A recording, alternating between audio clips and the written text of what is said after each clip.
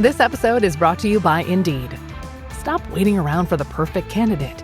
Instead, use Indeed sponsored jobs to find the right people with the right skills fast. It's a simple way to make sure your listing is the first candidates see.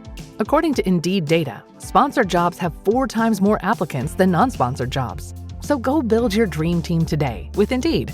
Get a $75 sponsored job credit at Indeed.com/podcast. Terms and conditions apply. Salut à toutes, salut à tous. La 5e étape aujourd'hui de Tirreno Adriatico. Et une belle étape, vraiment difficile. Je pense que ça promet du spectacle aujourd'hui. Parce qu'il y a beaucoup de difficultés. Elles sont rarement longues, mais elles sont parfois difficiles. Étape de 188 km aujourd'hui, un petit peu plus courte que les précédentes, mais quand même relativement longue. Et avec pas mal de petits murs à franchir. Des murs qui ne rapportent même pas de points au classement de la montagne. Mais on a le premier là au kilomètre 40. C'est 1 km 700 à 9% de moyenne. Il s'enchaînera immédiatement avec un montée de 2 km à 7,5% qui n'a même pas de nom. 20 km plus loin, le Monte Santa Croce, 3 km à 8,6%. Et puis ensuite, on arrivera au kilomètre 90, à la première ascension répertoriée, col hors catégorie, la Monte delle Cesane, 7 km à 7% de moyenne. Ensuite, on redescendra, mais on enchaînera encore 1, 2, 3, 4 ascensions avant d'arriver au Monte della Matera, 6 km 500 à 5%. Et puis sur le final, il y aura l'ascension à 2 reprises du Santuario del Beato Sante, 4 km à 6%, mais avec un dernier kilomètre à plus de 9% de moyenne. Le dernier passage au sommet sera situé vraiment juste avant l'arrivée, 2-3 km avant l'arrivée, qui se fera suite à une descente. Donc celui qui passera en tête de cette dernière difficulté sera probablement ensuite le vainqueur du jour, car il n'y aura plus le temps de revenir. Donc aujourd'hui, en vrai, c'est une journée pour les coureurs du classement général. L'étape reine, c'est demain, mais aujourd'hui, c'est quasiment tout aussi dur. Avec près de 3800 mètres de dénivelé, ça va faire mal. Mais bon, le parcours aussi, très vallonné, peut favoriser des baroudeurs qui ont perdu du temps au classement général. Bon, à chaque fois, je dis que l'échappée a une chance et bon, quasiment jamais ça n'arrive, mais c'est ça le cyclisme. Et voilà encore aujourd'hui un profil intéressant pour des coureurs qui auraient perdu beaucoup de temps au classement général.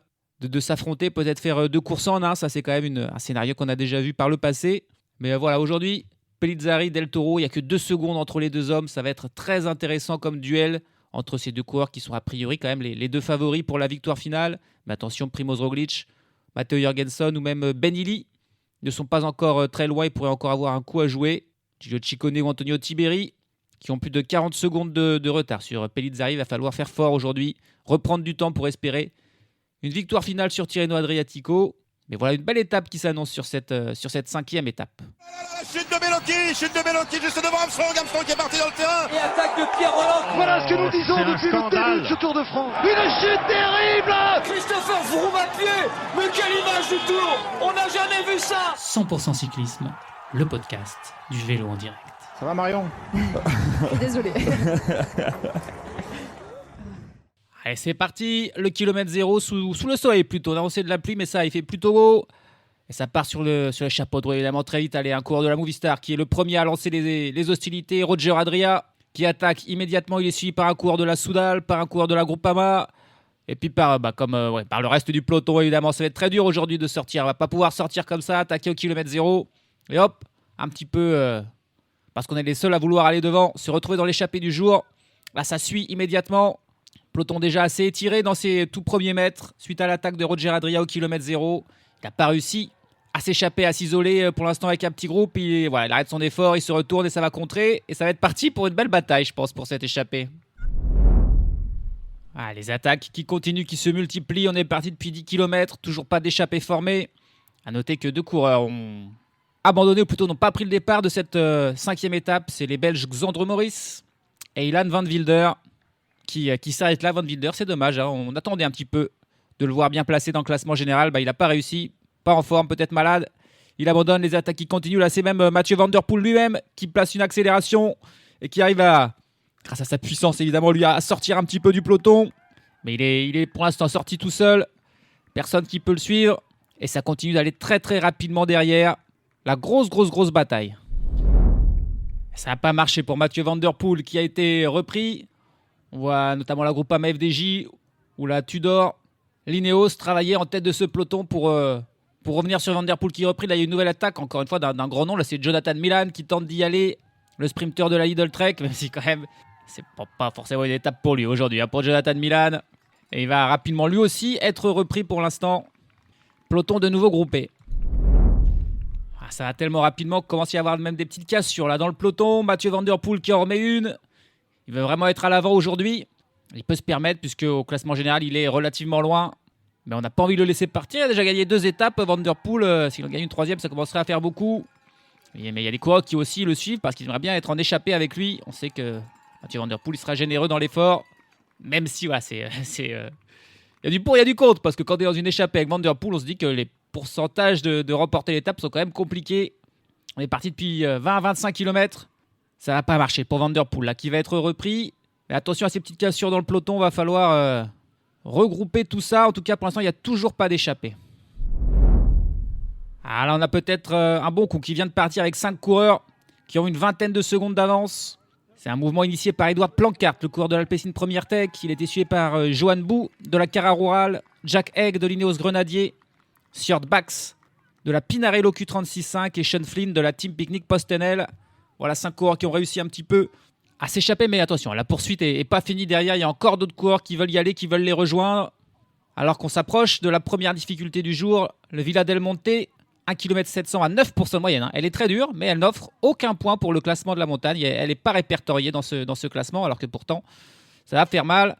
Ça devrait permettre peut-être à ces 5 hommes-là de s'échapper, de s'envoler. Il y en a un peu partout, là, des coureurs qui veulent sortir. Alors qu'il n'y a pas eu de chance pour Sean Flynn, là, qui était dans ce groupe de tête, qui a eu un problème avec son vélo, qui a dû s'arrêter, immédiatement, il a été repris par le peloton. Et pourtant, il était dans le bon coup, là, parce que les hommes de tête ont plus d'1 minute d'avance, désormais 1 minute 10. Pour Bou, Egg, Planckaert et Bax. Mais il y a d'autres coureurs qui sont pas loin derrière qui sont sortis en contre, notamment un joli trio avec Julien Alaphilippe qui est là avec Michael Valgren et avec Gorg Zimmermann. Un peu plus loin, on a un duo avec Ethan Hayter et Martin Marcelluzzi. Et on a aussi Emile Verstringe qui est intercalé pour la Alpecin Première Tech. Donc voilà, il y a du monde sur la route. Est-ce que tous ces groupes vont finir par se mettre ensemble pour former une belle échappée? On va voir. En tout cas, voilà, ça bataille beaucoup. Et là, on est dans ces pourcentages un petit peu difficiles. Ça pourrait permettre un regroupement général. Ça s'est un petit peu regroupé. On a 8 coureurs désormais à l'avant. Avec 2 coureurs pour l'Alpecin Première Tech, Edward Planckaert et Emile Verstringe. On a Johan Bou pour la Cara Rural, Michael Valgren pour l'IF, Jack Egg pour l'Ineos Grenadier, Gorg Zimmermann pour la Lotto, Sjord Bax pour la Pinarello Q36.5 et Julien Alaphilippe pour la Tudor. Et derrière, on a un duo qui est un peu plus loin, qui est pointé à 1 minute avec Martin Marcelluzzi et Ethan Hayter, mais ils perdent du temps, ces 2 coureurs-là, alors que le peloton, lui, c'est un petit peu relevé. Il a laissé partir ce groupe il y a 3 minutes désormais d'avance pour les hommes de tête, ce qui veut dire que Julien Alaphilippe est pour l'instant le leader virtuel parce que c'est le mieux classé des échappés. Il est à 1 minute 20 seulement de Giulio Pellizzari. Le deuxième classé, Zimmermann, est à 3 minutes 16. Alors, c'est à la fois bien pour Alaphilippe, mais c'est pas forcément une bonne nouvelle pour les échappés d'avoir un coureur encore bien classé au classement général pour espérer aller au bout. S'il y avait vraiment que des coureurs assez loin, ils auraient pu vraiment croire que le peloton allait leur laisser se jouer la victoire d'étape. Et là, avec Alaphilippe parmi eux, la Red Bull Boranzgro, l'équipe du leader et très certainement la Team Emirates aussi vont très vite devoir se mettre à rouler pour limiter l'écart et revenir petit à petit sur Julien Alaphilippe à l'avant. On est désormais à 100 km de l'arrivée tout pile. Les hommes de tête qui sont au pied de la première difficulté répertoriée du jour, la Monte degli Cesane, c'est 7 km à 7%. Au classement de la montagne, il n'y a qu'un seul coureur parmi les hommes de tête qui a déjà pris des points, c'est l'Espagnol Johan Bou qui en a 6, qui sera peut-être le seul intéressé pour prendre les points de la montagne. Les autres sont plus là pour peut-être la victoire d'étape et ils peuvent y croire parce que l'écart a agrandi. Là, il y a quasiment 5 minutes d'avance pour ces 8 coureurs avec un peloton qui se met enfin à rouler avec la Red Bull Boranzgro. Ils n'ont pas le choix, le leader est dans leur rang. Ils étaient contents d'avoir le maillot de leader hier grâce à Giulio Pellizzari qui a pris la 2e place. Mais du coup, aujourd'hui, ça les place devant leurs responsabilités et c'est à eux de travailler et non à la Team Emirates. Même si l'Emirates est aussi là aux avant-postes du peloton et si l'écart commence à être vraiment inquiétant, ils devraient aussi se mettre à travailler. Mais voilà, 5 minutes d'avance pour les 8 hommes de tête. Et puis pour le duo Martin Marcelluzzi et Ethan Hayter, ça ne marchera pas. Ils n'ont pas réussi à revenir quand il le fallait. Ils ont perdu du temps petit à petit. Ethan Hayter vient d'être repris par le peloton. Martin Marcelluzzi, ça ne va pas tarder désormais. Le sommet du Monte della Cesane. On va voir s'il y a une petite bataille pour les points de la montagne, mais j'y crois guère. D'ailleurs, pour l'instant, c'est Johan Bou qui mène ce groupe. Il a Jack Egg dans sa roue et il est fort probable que Johan Bou, il va rouler. jusqu'à la ligne. Il va prendre les 15 points, c'est un col hors catégorie. Il va prendre immédiatement la 2e place du classement du meilleur grimpeur.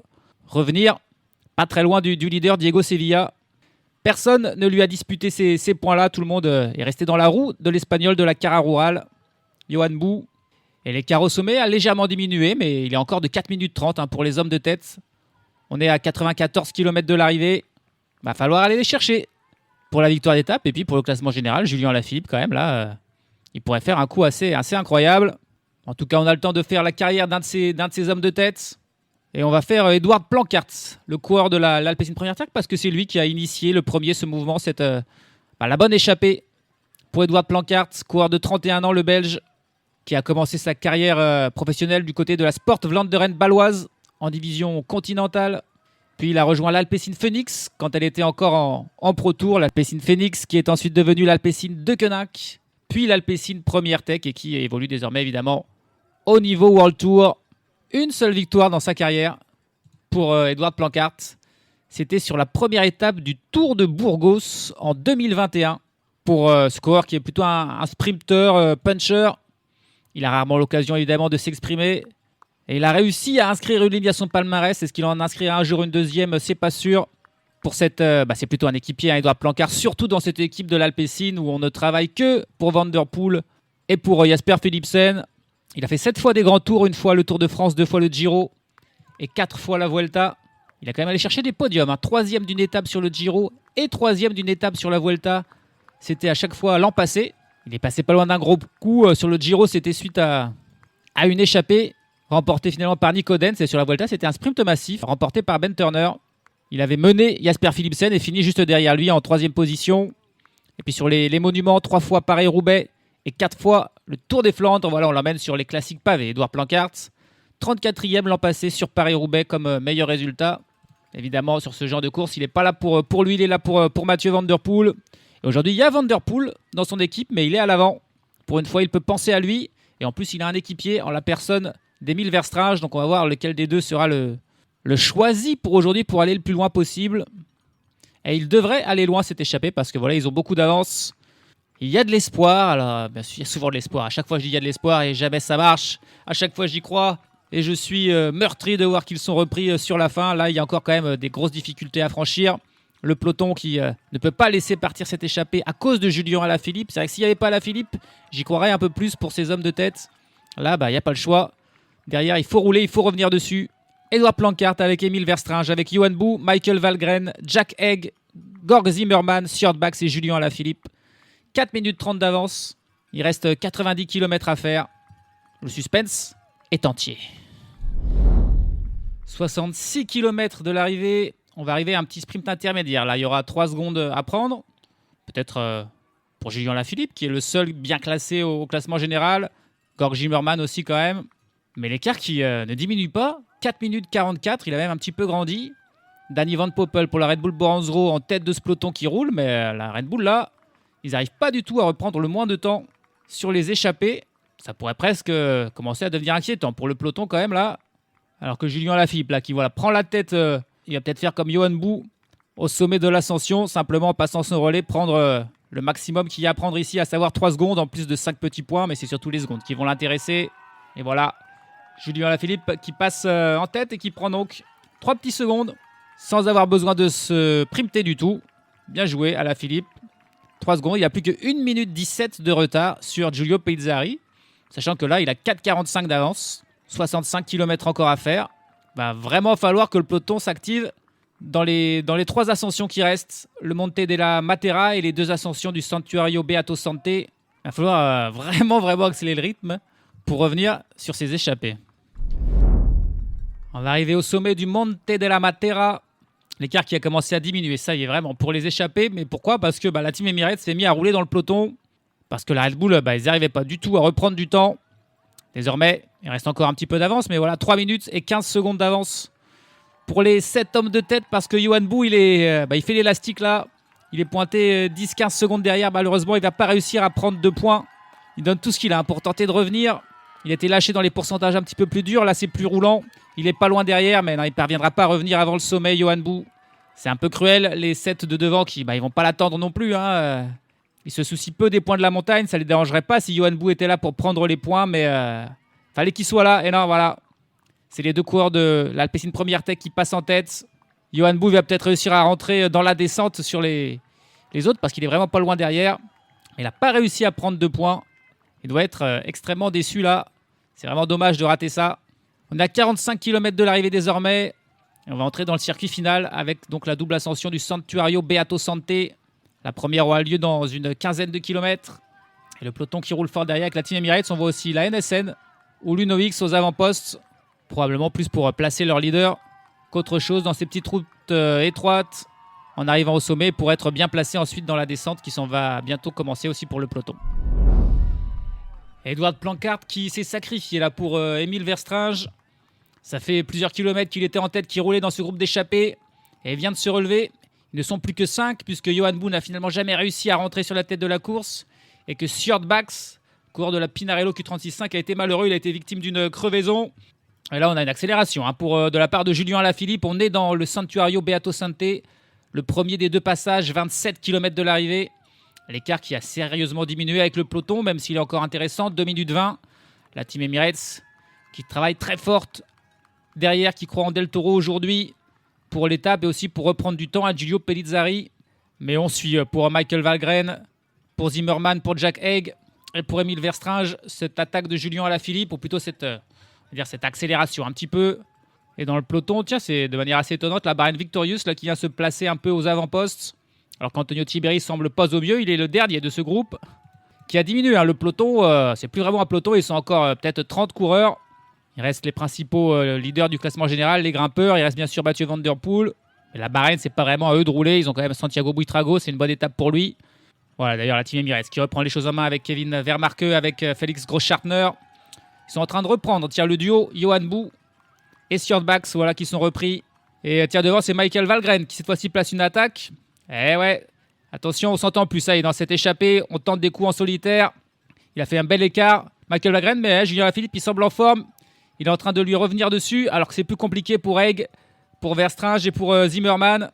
Et là, Michael Valgren, il demande un relais à Julien Alaphilippe qui vient de revenir dans sa roue. Julien qui, pour l'instant, ne passe pas. Ça discute entre deux. Il faudrait s'entendre là, entre les deux coureurs si on veut aller au bout. C'est vrai que c'est probablement les 2 meilleurs grimpeurs punchers de cette échappée. Ils ont peut-être un coup à jouer, mais il faut s'entendre. Mais pour l'instant, c'est Michael Valgren qui mène. Alaphilippe qui reste dans sa roue. Mais il faudra bien qu'il passe un relais à un moment ou à un autre, Julien. Et il a passé un petit relais, Julien Alaphilippe, mais c'est vraiment Michael Valgren qui fait l'essentiel du travail. Il est en pleine forme, hein. Michael Valgren, il a été très bon sur l'Estrade Bianchi récemment.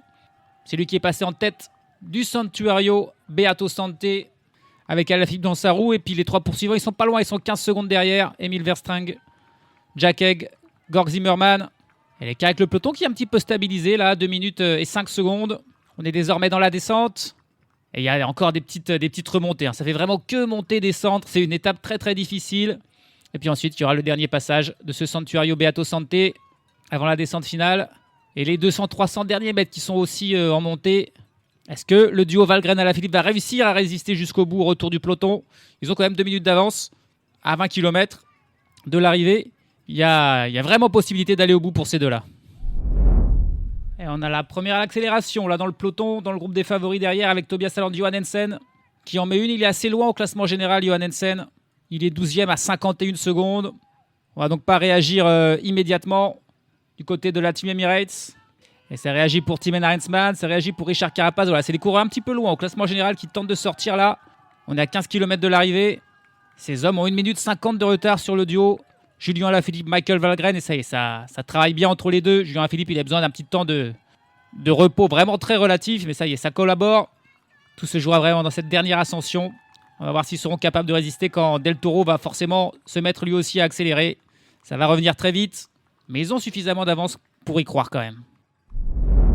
Ils sont motivés, la Bahrain Victorious, ils reprennent la tête du groupe des favoris. On croit vraiment au Santiago Buitrago, mais pour ça, voilà, il faut revenir sur les 2 hommes de tête.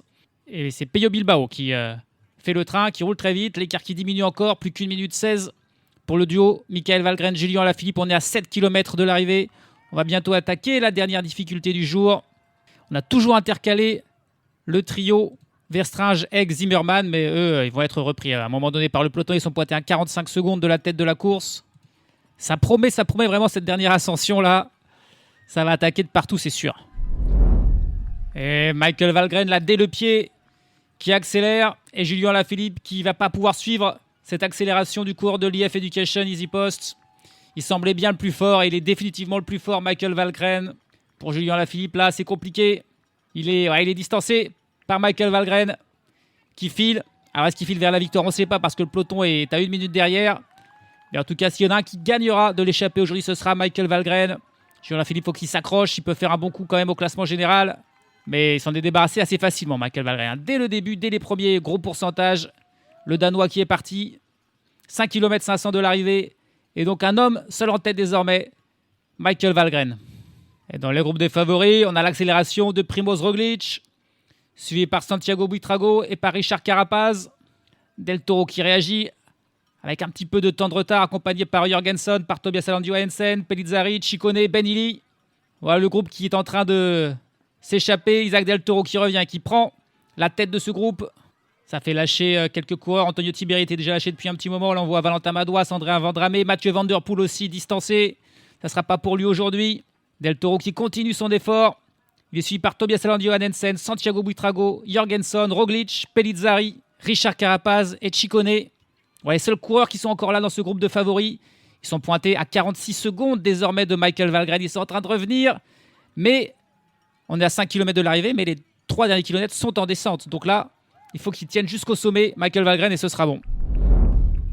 Et l'attaque de Richard Carapaz dans le groupe de poursuivants des favoris, c'est étonnant parce que Michael Valgren, c'est son équipier qui est devant. Mais on se regarde un petit peu là dans le groupe de favoris. On se regarde un petit peu. Et d'ailleurs, il y a un groupe qui arrive à revenir de l'arrière. Le groupe avec Magnus Sheffield notamment. Avec Ben Illy. On est à 2 km 500 de l'arrivée. On n'a pas suivi du tout l'accélération de Richard Carapaz car il est loin au classement général. On s'en est pas soucié. Et pendant ce temps, Julien Alaphilippe, lui, a été repris par le groupe des favoris. C'est les derniers pourcentages. On est à 700 mètres du sommet. Et Isaac Del Toro qui remet une accélération. Ouais, et assez rapidement, il revient sur Richard Carapaz. Qui peut suivre ce rythme? Matteo Jorgenson qui semble le mieux des poursuivants. Qui parvient à suivre. C'est plus compliqué ensuite pour Pellizzari, pour Roglic. Ouais, Isaac Del Toro qui s'est défait de quasiment tout le monde. Matteo Jorgenson n'est plus non plus dans sa roue. Derrière, on a Pellizzari avec Roglic dans sa roue. Tobias Aland Johansson, Ciccone. Ça a lâché pour Carapaz qui a été repris. Ça a lâché pour Santiago Buitrago. Par contre, pour la victoire d'étape, ça sent bon quand même pour Michael Valgren. Il a encore plus d'une trentaine de secondes d'avance et on est bientôt au sommet de cette difficulté. On est à 2 km de l'arrivée. Isaac Del Toro qui se remet en danseuse, qui réaccélère. Et Jorgenson, il est quand même fort. Il est en train de revenir. Jorgenson qui revient dans la roue d'Isaac Del Toro. Il va vraiment être déçu de la chute qu'il a connue il y a 3 jours et qui lui a fait perdre un petit peu de temps parce qu'il semble le meilleur des autres. Je vois Pellizzari qui se retourne. Primoz Roglic qui n'est plus tout à fait dans sa roue. Mais Del Toro et Jorgenson sont vraiment pas loin devant eux. Ils pourraient encore les rattraper. Alors que pour l'instant, Michael Valgren qui passe au sommet de la difficulté. Désormais, il n'y a plus que la descente. Il a encore 20 secondes d'avance. Allez, ça devrait être bon pour Michael Valgren si il ne fait pas d'erreur dans cette descente. Ça serait une très belle victoire pour le Danois. Et derrière, Jorgenson qui est en train d'attaquer Isaac Del Toro. Del Toro, il est vraiment à bout de force là. Il loche beaucoup de la tête. Jorgenson, vraiment fort sur ce Tirreno Adriatico. Del Toro qui parvient à le suivre, mais en grande difficulté quand même. Et derrière, Tobias Aland Johansson s'est débarrassé de Pellizzari, Ciccone et Roglic. Lui aussi très fort, Johansson. Dommage qu'il a fait un chrono un peu raté. Et c'est la flamme rouge pour Michael Valgren. Il a plus que 12 secondes d'avance sur le duo Del Toro-Jorgenson. C'est pas vrai qu'ils vont quand même le reprendre dans ce final. Ce serait vraiment dur. Là, c'est en pleine descente, il y a des virages, c'est assez technique. Donc c'est quand même compliqué de reprendre du temps. Mais attention aux 300 derniers mètres qui, eux, sont en montée. Pour Michael Valgren, il a plus que 500 mètres à faire. Michael Valgren, il a 13 secondes d'avance. Non, ça va être bon, il ne peut pas se faire reprendre. Il est suffisamment talentueux. Il est encore lucide. Les derniers virages là en descente. Ne pas prendre trop large, c'est bon. Les 200 derniers mètres qui va finir au sprint. Ça va être la victoire. Magnifique. Pour Michael Valgren, ça faisait très longtemps qu'il n'avait pas gagné une course professionnelle. Ça remontait à 2021, je crois bien. Il est passé par des moments difficiles, des années compliquées, des chutes. Et aujourd'hui, la victoire, elle est là pour Michael Valgren. Il se retourne. C'est bon, il a quand même le temps de profiter, de lever les mains. Il était le plus fort de l'échappée. Et il a magnifiquement joué le coup pour aller s'imposer derrière. Del Toro et Jorgenson qui arrivent ensemble. Et c'est Del Toro qui va aller prendre la deuxième place devant Matteo Jorgensen. Tobias Saland Johannesen qui arrive à son tour pour prendre la 4e place. Il fait un bon Tirreno Adriatico. Johannesen, il va encore gagner des places aujourd'hui au classement général. Et puis c'est Ciccone qui vient faire 5e, juste devant le duo de la Red Bull Pellizzari et Roglic, qui sont vraiment du même niveau. Ce n'est pas un qui peut aider l'autre. Ils sont à peu près pareils. Suivi Alessandro Pinarello, là, ce coureur de la NSN que l'on apprend à découvrir. Michael Storer, Santiago Buitrago. Voilà les coureurs qui complètent le top 10. Puis le groupe avec Magnus Sheffield et Ben Healy qui termine avec 50 secondes de retard sur le vainqueur, Michael Valgren. Richard Carapaz qui arrive à son tour. Ben Healy, Carapaz, ils perdent du temps, mais ils seront quand même contents aujourd'hui parce que c'est leur équipier, le baroudeur Michael Valgren, qui a réussi à s'imposer aujourd'hui. Et voilà Ben Healy qui va immédiatement le prendre dans ses bras, le féliciter. Belle victoire pour l'IF Education Easy Post et pour Michael Valgren. Quelle belle étape aujourd'hui, vraiment intense du début à la fin et avec une échappée qui va au bout. Ça fait toujours plaisir quand l'échappée s'impose pour quelques secondes. Aujourd'hui, ça a été le cas pour Michael Valgren et ça fait encore plus plaisir pour ce coureur qui est donc passé par des moments difficiles. 9e victoire de sa carrière, mais la dernière, c'était bel et bien en 2021 sur la Coppa Sabatini. Au niveau World Tour, il a quand même déjà remporté 2 classiques, Let Newsblad et l'Amstel Gold Race. C'était en 2018 quand il était en pleine bourre.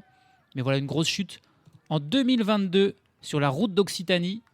L'a éloigné des pistes pendant quasiment un an. Il est ensuite revenu petit à petit à retrouver son niveau. Et là, il est désormais de nouveau à 34 ans, le Danois en pleine possession de ses moyens pour aller chercher cette belle victoire. Avec au final donc 11 secondes d'avance sur le duo Isaac Del Toro et Matteo Jorgensen. Tobias Saland Johannesen 4e à 24 secondes. Duo Ciccone à 28 secondes. Puis le duo Pellizzari et Roglic à 30 secondes. Pinarello termine à 40 secondes devant Michael Storer et Santiago Buitrago qui complètent le top 10 à 41 secondes. On va quand même noter la 21e place de Julian Alaphilippe. Il était dans le bon coup quasiment jusqu'à la fin, mais il avait plus d'essence. Il termine donc finalement 21e à 1 minute 37 de Michael Valgren. Voilà, il n'aurait pas pu aller chercher la victoire aujourd'hui. Il s'est ensuite bien sûr reposé dans le final. Le classement général, même s'il était bien placé, s'il a été leader virtuel, ce n'était pas son objectif. Aujourd'hui, c'était la victoire d'étape. Il n'a pas pu le faire à l'inverse de Michael Valgren. On notera l'abandon du sprinter de la Cara Rural, Fernando Gaviria, le Colombien qui a lâché prise. Et puis le dernier du jour, Gianni Moscon, a terminé tout seul, l'Italien de la Red Bull Boranzro à 28 minutes et 2 secondes de Michael Valgren. Classement général, là encore une fois, des petits changements avec Isaac Del Toro, nouveau leader. Et cette fois-ci, il a 23 secondes d'avance sur Giulio Pellizzari. Ça commence à être intéressant. Matteo Jorgensen prend la 3e place à 34 secondes. Roglic, lui, descend à la 4e place à 44 secondes. Les bonnes affaires pour Giulio Ciccone, désormais 5e. Tobias Saland Johannesen passe de la 12e à la 6e place. Alessandro Pinarello, lui aussi, rentre dans le top 10. Il est désormais 7e. 3 places de perdu pour Ben Healy. 2 places de perdu pour Magnus Sheffield. Et puis pour l'instant, le top 10 est complété par Santiago Buitrago qui lui aussi gagne plusieurs places pour rentrer dans ce top 10. Alan Azerly, Andrea Vendrame et surtout Antonio Tiberi qui a perdu énormément de temps aujourd'hui sont les perdants du jour. Tiberi pointe désormais à plus de 10 minutes. Donc pas du tout dans le coup alors qu'il était si en forme sur lui à Tour. Et chez lui à domicile, ça se passe beaucoup moins bien. Pour l'Italien, classement par points, Mathieu Van Der Poel et Isaac Del Toro sont ex-aequo avec 24 points, mais c'est Van Der Poel qui est toujours leader de ce classement et qui sera porteur du maillot demain. Diego Pablo Sevilla, toujours meilleur grimpeur. Il a 12 points d'avance sur Johan Bou et 15 sur Rémi Rochas. Classement du meilleur jeune, Del Toro reprend là aussi son bien devant Pellizzari et puis Alessandro Pinarello est désormais 3e de ce classement.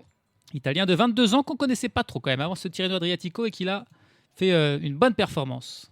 Demain, ce sera l'étape décisive, la dernière occasion pour tenter de rattraper Del Toro avec une ascension très dure, hors catégorie de 13 km à 7,3% plus tôt dans le premier tiers de la course. Et puis ensuite, encore une fois, des murs à franchir 1 km à 11%, le Camerino 3 km à 9% qu'il faudra franchir à 3 reprises. Et la dernière fois, ce sera l'arrivée au sommet de ce Camerino, qui sera donc le juge de paix de ce Tirreno Adriatico. Voilà, les écarts qui sont encore, on va dire, raisonnables, notamment entre les 4 premiers, qui se tiennent encore en moins de 45 secondes. Mais il faudra être fort pour empêcher Del Toro de remporter ce Tirreno Adriatico. Ça se jouera, en tout cas c'est sûr, demain.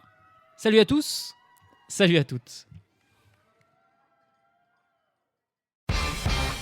Okay, caller 1 wins courtside seats to tonight's game. What? I won floor seats? You did. I've been calling for 13 months. Wait, Chris? Yes, I finally did it. What are you gonna wear? Men's Warehouse. They've got today's looks for any occasion, and I need to look like a celebrity. Don't want to stick out. Exactly. They've got Chill Flex by Kenneth Cole, Joseph Abboud, and a tailor at every store for the perfect fit. Congrats. You can stop calling now. Not a chance. Get any look for every occasion at Men's Warehouse. Love the way you look.